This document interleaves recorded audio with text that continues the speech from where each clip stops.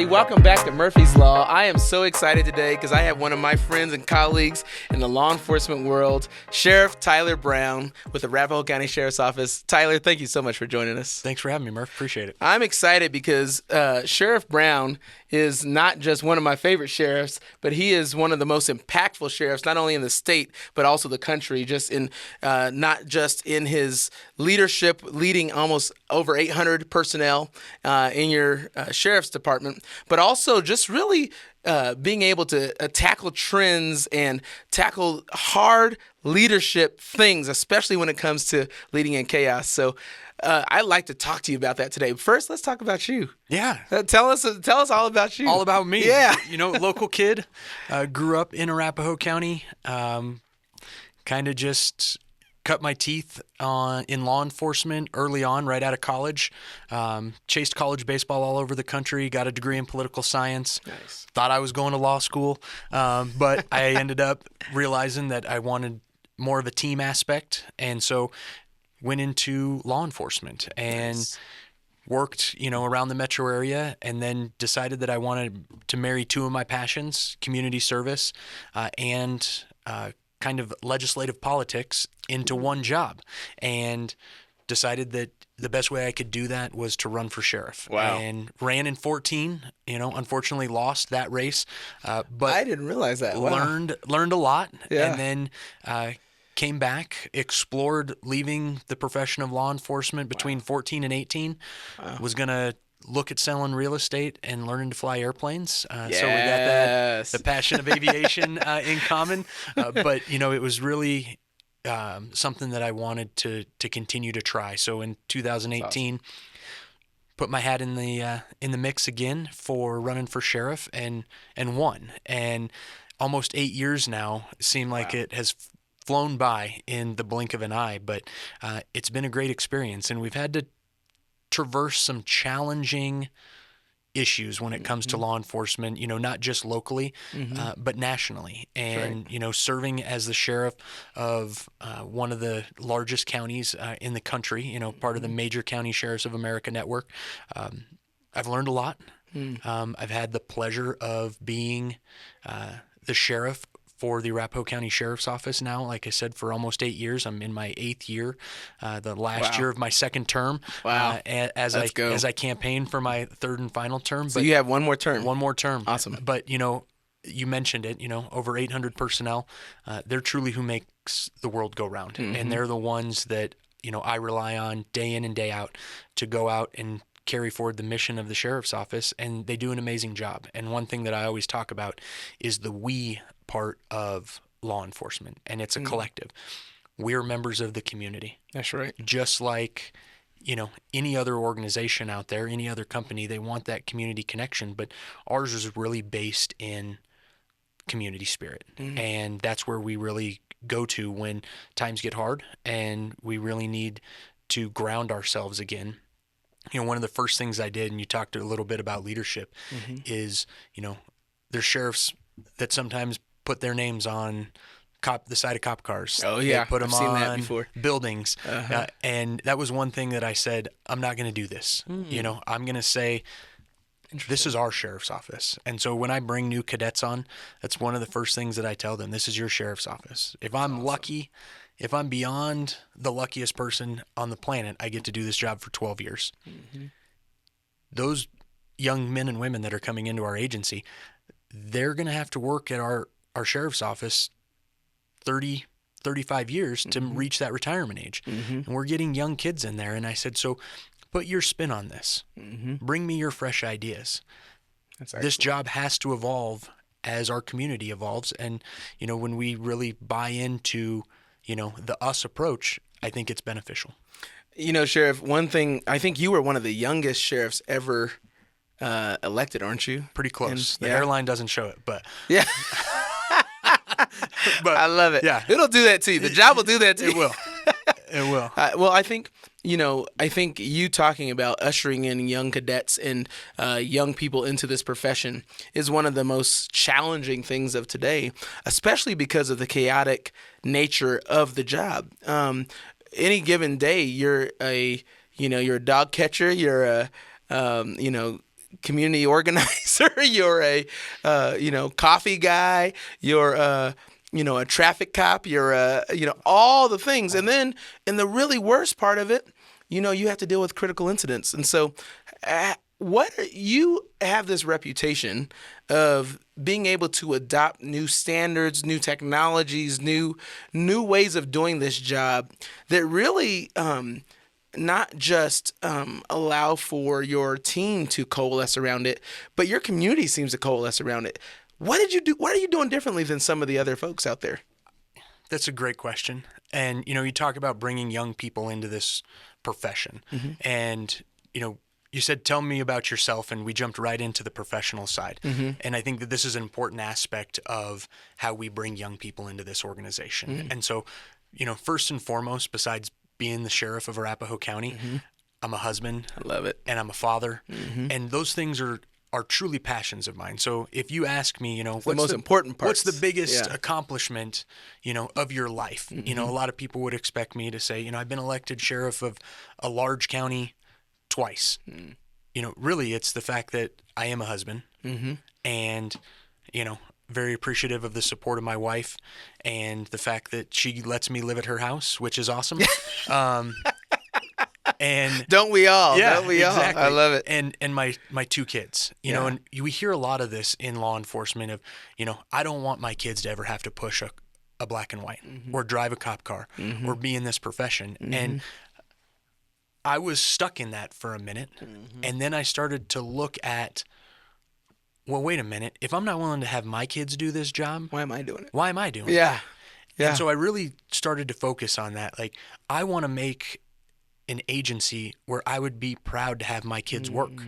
That's and deep. So that's where it starts with me, is family. And if, one of my daughters came to me and said, Dad, I want to be a deputy sheriff, I'd say, well, you better be a deputy sheriff at the Arapahoe County Sheriff's Office.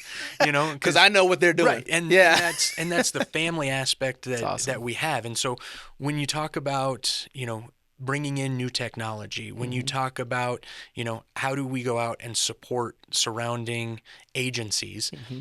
the answer is yes.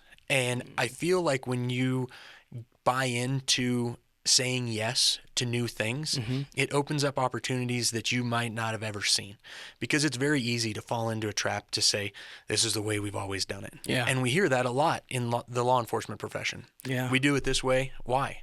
Well, because that's the way we've always done it. Mm. Even if it's a successful program, there's things that we can do. And that's the first challenge that I have for the men and women who come and work at our agency, is you have to learn something each and every day. Yeah. Not because I want you to, but because the community around you expects it.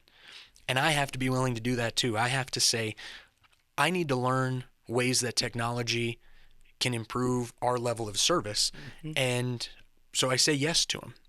If somebody calls me for help, I say, yes, we can do that. We've become, one of the major agencies in the metro area that people rely on to come in and backfill in certain situations. And so, we really kind of forged our friendship and mm-hmm. and relationship. Because I called you. You called me and said, hey, something's going on downtown. We have this little thing called George Floyd happening. Can you help us? Yeah. And, the answer is always yes. Mm-hmm. And the things that we've learned from that, and our ability to stay fluid and agile, because we say yes. Yeah. And I've kind of instilled that in my command staff. Like, the answer is never no right off the bat. It's mm-hmm. yes until it is a no. Mm-hmm. And there's things that, our people bring us, like, hey, let's get paid for 10 hours and only show up and work for 7 of them.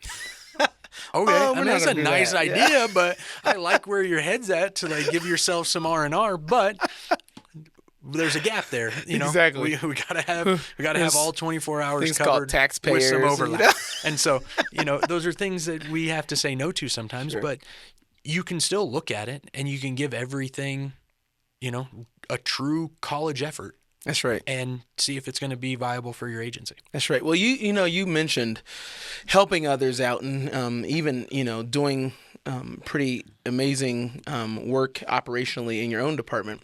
I want you to talk a little bit about what that's like to lead through those chaotic times, but also like when you're planning for large events and you're planning for all the things that you do, given the trust factor and its shift in America these days, how are you planning differently? What does that look like for our officers, for your all your personnel to not only get ready for these big events that happen in the country, which I know you guys help with all over the place, but how does that trust shift affect how you guys do business? So really it's being engaged with community leaders and talking them through, because law enforcement's one of those professions where you don't really pay attention to it if you don't need it. That's right. You go through your day, you don't get pulled over for a speeding ticket, you don't get into a car accident. There's, you leave for work and you come home and your house hasn't been broken into. People just don't dive into the minutia of law enforcement like we do and like we have over our careers, which is great. I kind of call it this is my bubble and this is my circle that I stay in. And if everything stays, status quo, I'm good. I don't really need those. And so explaining to people why we do things and bringing them in and having them say from the beginning, why do you have this piece of equipment? This is why. And if you just lay it out from the beginning all the way through, your most highly trained, highly equipped SWAT officers or SORT team members, they look at it and they're like, oh, so everything that you do is with a purpose. And they are like, they usually understand and they say, okay, I like the way that you provide this level of service. And so it's truly just breaking it down piece by piece and having conversations. And so right after George Floyd, we had a huge pushback from one of our cities. And so we contract law enforcement for the city of Centennial, and we've done that for the last 25 years. They're getting ready to celebrate their 25th year as an incorporated city. Nice. And so there was a lot of questions. Can't believe it's only been 25 years. Yeah. That's something else. Right. They're young. Yeah. They are a young city, but doing things very progressively and, kind of changing the landscape of, being the 10th largest city in Colorado and not having their own law enforcement agency and relying on a county sheriff to provide those services. That's one of the reasons that we have to stay agile. But the community pushed back and said, we don't really know how you do what you do. Interesting. And so it was just one of those things that they've been getting a level of service and they were happy with it until they're unsure actually how it happens and they start comparing it to incidents that happen across the country. And so we kind of went on a journey or, kind of a road show of how law enforcement in Arapahoe County works. We have citizens academies, we have open houses, we have all these things that we say, come to us. We didn't really have anything that said, we'll come to you. And so you just get out and you start talking about the good work that, so many of our deputies and our professionals do on a daily basis. People really start to buy into that. And so if you can talk them through how it's happening and how it's working, they look at it and they say, all right, I appreciate that. Thank you. And so it really becomes open lines of communication. Wow. Sheriff, one of the fascinating things, especially as a former public safety director, I always appreciate and or wonder about is the elected part of your job. I think that sheriffs across the country, a lot of people don't realize that sheriffs are really the only elected official that is a law enforcement officer. Other than, I think, the coroner is not law enforcement officers. Is there any other elected? The district attorney would fall under the officer. Sure, but the district attorney's not carrying a gun and not arresting people. No, not most days. Yeah, not most days. Yeah, if they are. We're worried. They're allowed to. They are. By state statute. They are. That's true. They rarely do. But right. As being an officer of the court, they're considered law enforcement. They are considered, yeah. But in terms of putting on a uniform, managing the 911 calls and all those things, I always found it fascinating that there is a line to what you all can and will accomplish as elected officials, but also a obligation of what you must accomplish as a law enforcement official.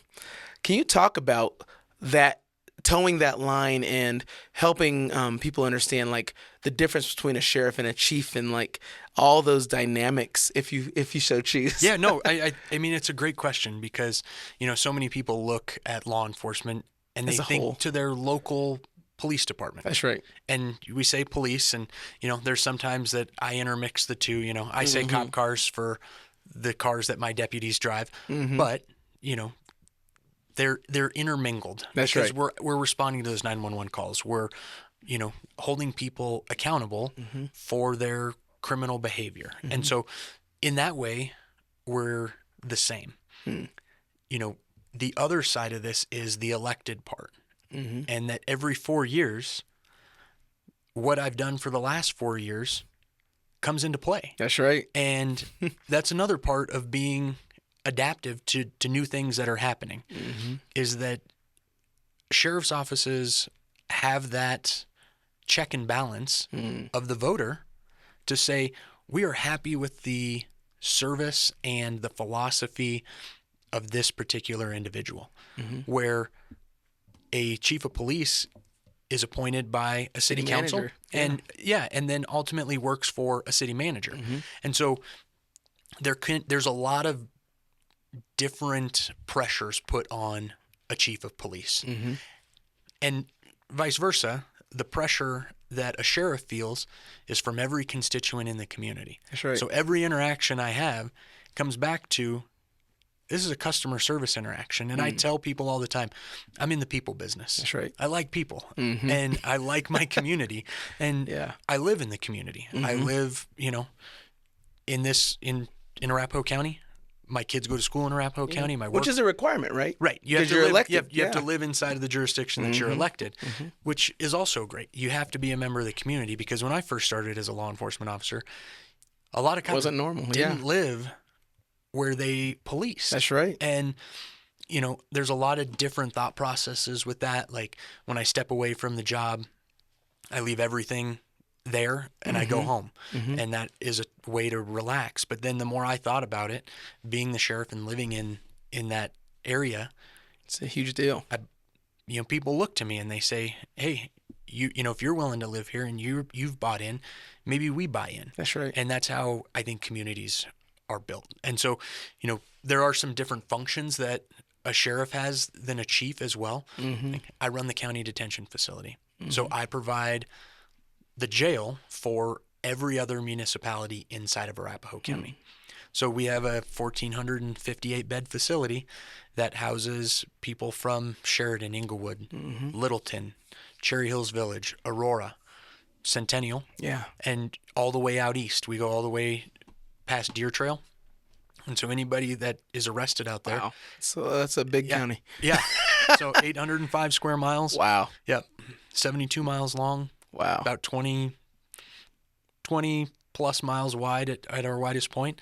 And so it's a large area. We have, 655,000 residents. That was in the census. I would say it's probably closer to 700. Yeah, a little bigger. Yeah, we're a little bit bigger. And, Yeah. we're on schedule to have 1 million people living in the county by 2030. That is something else. So by the end of the decade, 1 million people are going to reside in Arapahoe County. And I take that seriously, that I want a safe place. The other thing we do is we get into the civil law.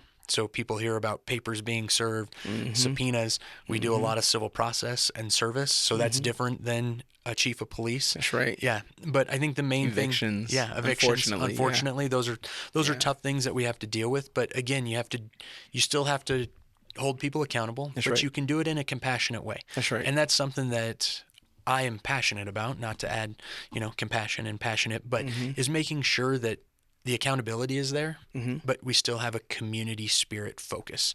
And that's what this job is about, is connecting back to people. I love it. Yeah. I love it. Well, I have one more question for you, and that is, when we look at the trust factor and how communities, not just Arapahoe County, but really any community, especially in urban areas, we see a lot more pushback on allowing police officers to do their jobs in some facets, but also even off-duty officers. I give it the antidote of, often an officer will be armed, going into a arena or a place where they're going to be enjoying their time, because a lot of us are required to be armed at all times. But we see a lot of private sector folks and public restricting officers and that what we call LEOSA, that concealed carry, for those reasons, because of that trust factor. What do you think is causing that, and how do we continue to really garner the trust of the community members to allow for people to understand what our job is and why we do things like carry a gun off duty? Mm-hmm. So I think one of the big things is that we've been hidden for so long. And cops like to hide in plain sight. Yeah. Even when we're enforcing traffic laws and we're on duty, we try to hide a little bit. And so we get used to kind of just disappearing. And I think one of the things that we've really tried to do now is push our law enforcement officers and our law enforcement officials out a little bit into that the light, forward-facing, light that the community can see. And so one of the things that, I talk about, and you and I discussed it before I came on, should I wear a uniform today? Yeah. And I'm so used to having my uniform on during my normal workday. That's right. But at the end of the day, this is how I look. I usually have who you are. A vest and a shirt and a t-shirt or a hoodie. Sure. I put a kind of a nice shirt on today to come on, but this is who I am. Yeah. A majority of the time. Nice. But when we start pushing these people forward, we have to make sure that they're safe. And I bring, one of the programs that we were able to start, I had a deputy approach me, John Gray, and he approached me and said, "Hey, I want to bring this therapy dog program into play." And I'm like, "All right, John, let's do that. Let's explore what that looks like." Now we have 6 therapy dogs. We call them our floppy ear dogs, and they accompany our SROs. But we've pushed that program out, and a lot of these deputies are forward-facing. They're the face of our agency. They're the interaction that people have, and they get recognized now, not just locally, but on the national level. These programs have taken off. But I also need to make sure that those deputies are able to protect themselves. That's right. Because just like any profession, we're always going to have the people who challenge what we do. That's right. And we need to make sure that these people are okay to be safe, but it's also trained into them to be protectors of their community. That's right. And they're trained. And that's one of the crazy things that I don't think people realize. We're not just an amateur gun enthusiast walking around. We put a lot of time and effort into training. Maybe in the 1900s or the 1800s, that was the deal. Not anymore. Yeah, back when we started in 1858 as a sheriff's office. But it's one of those things now where, the state requires 24 hours of continuing education to be a peace officer. We're well over 100 training hours annually. That's excellent. And so if I want somebody that is going to be in our community carrying a firearm, I want them to have that training. But that's what we're looking at, is somebody that can come in and actually protect the community. And we've got some trust issues because I don't think people realize that we go through so much training. That's right. And I think ways that we can help people understand that is talk about it more. Do podcasts like Murphy's Law. Yeah. But, we start to push that information out. But then also ways that we can ensure that people can verify that that's actually true.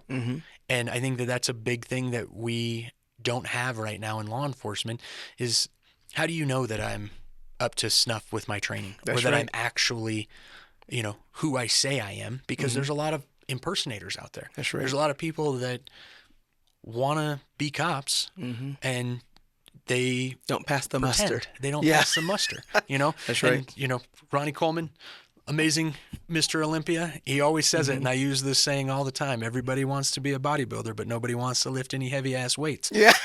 A lot of people want to be cops, but they don't want to put in that effort, and they don't want to continue to put in that time. We have our people that put in that time. That's right. And that's something that we need to do a better job of explaining to people, making sure our policies are out there, making sure that there's ways to verify who they are, who they say they are, and what they've accomplished, through their career. Absolutely. Yeah. So, Sheriff, what are some of those ways we can verify a person in their capacity? Yeah. So, great question. I go down to the Capitol a lot and testify on legislation that's happening every year. For the last 8 years, I've been a constant face down at the Capitol. When I go down to the Capitol, I wear my uniform, and we get checked in by staff of the Colorado State Patrol that work those security checkpoints at the Capitol. Well, it used to be that there was just a book. We would log into the book. I would show them my credentials. It's a plastic card with a printed picture on it. It says I'm the sheriff. Do they even look? Do they even look at your ID? Yeah, so they do look at it. Oh, that's good. That's good. They would look at it, and then they'd look at me, and they'd be like, "Okay, that face matches." But in the world that we live in right now, technology is so advanced that a lot of people can just print those cards off at home. That's and right. so one of the things that I've noticed that was implemented this year, and I think you have a unique connection with this, is SurePass. That's right. And that SurePass allows me to log in. It does a check to make sure that I'm still active in the system, that I still have an active law enforcement account, and it verifies who I am and what I'm doing. Am I there in official capacity? Am I armed? It's usually very clear unless I'm wearing a suit. And then if I'm wearing a suit, they ask me if I have my gun on me, and I say yes, I'm here in an official capacity, and they're able to check that in. And so we're utilizing that at the sheriff's office as well. And it's important. It's important to make sure we know who's in our buildings, we know who has a firearm, and that they are allowed to have that. And so it's a great option for us to be able to verify each other. With over 13,000 cops in the state, I'd like to know them all. And I'd like to be able to sit down and have conversations with them. That's just not a reality. That's right. I just can't verify personally who everybody is. And so using technology to help us through that process, make sure that the buildings that we're in charge of, the spaces that we're responsible for, have the people in them who should be there and have the equipment with them that they're allowed to have. And so that's one of the things that, is super exciting about the advancement in technology, is that where it used to take somebody picking up a phone, calling, we can do that stuff in a split second, and it's done. And the ways that we can utilize this, I think, are going to continue to grow day in and day out. I agree. Well, and I definitely can relate to the flashing of the badge and literally having the lowest level person, whether you're a security guard or a front desk person, making a pretty critical decision in that moment. To have to give access to a person who says they are someone in an official capacity, whether you're a police officer or a construction worker or whoever. And so I loved hearing that anecdote and appreciate you sharing that, Sheriff. Yeah, thank you. So, well, thank you for joining us today. I'm really excited to have you on board, and thank you for being a great sheriff in Arapahoe County and, frankly, for our state. And please stay safe out there. No, you do the same. Thanks for having me. Thank you.